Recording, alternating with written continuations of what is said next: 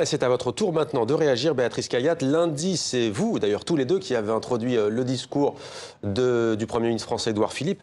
Comment réagissez-vous à ce qu'on vient d'entendre des étudiants qui se sentent totalement rejetés au fond ? Non, il ne faut pas qu'ils se sentent rejetés parce qu'au contraire, je crois que le Premier ministre l'a dit, ce qu'on veut, c'est attirer plus d'étudiants étrangers en France. On veut avoir 500 000 étudiants étrangers, c'est-à-dire qu'on fait un grand plan global d'attractivité. Et donc, en fait, finalement, on fait ce que font tous les grands pays qui accueillent des étudiants étrangers, ceux qui sont devant nous et ceux qui poussent fort pour avoir plus d'étudiants, c'est-à-dire qu'on fait payer, mais je remarque quand même qu'on fait payer très peu, c'est-à-dire que chaque étudiant continuera à avoir une bourse, puisque aujourd'hui, en France, une formation, ça vaut entre 10 et 12 000 euros. Enfin, ça coûte à l'État entre 10 et 12 000 euros.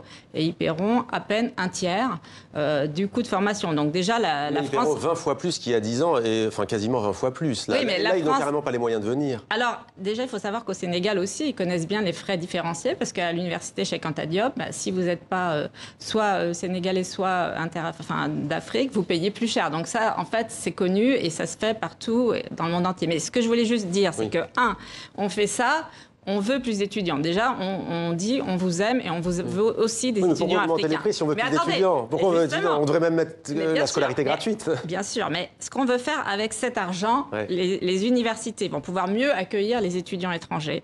L'idée, c'est aussi de donner plus de bourses. Et c'est aussi, on l'a bien dit, le Premier ministre l'a dit, c'est donner des visas simplifiés. Ça, je crois qu'en Afrique, c'est pas rien.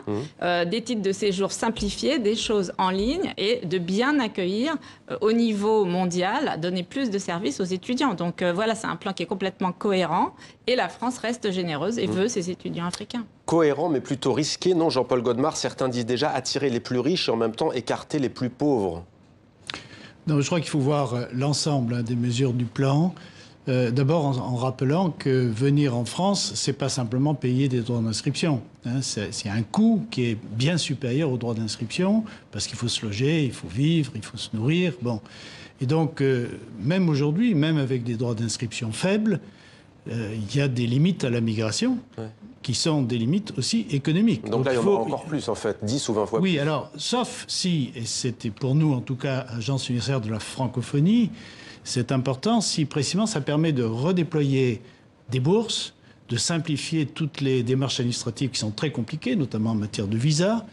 Et donc, si ça permettait, au contraire, d'une certaine façon, de rééquilibrer les flux, de ne pas faire en sorte que la mobilité des Africains en France soit uniquement des classes moyennes, je dirais, très aisées, grâce à un système de bourse qui serait redéployé, je pense que là, il y a vraiment une carte à jouer.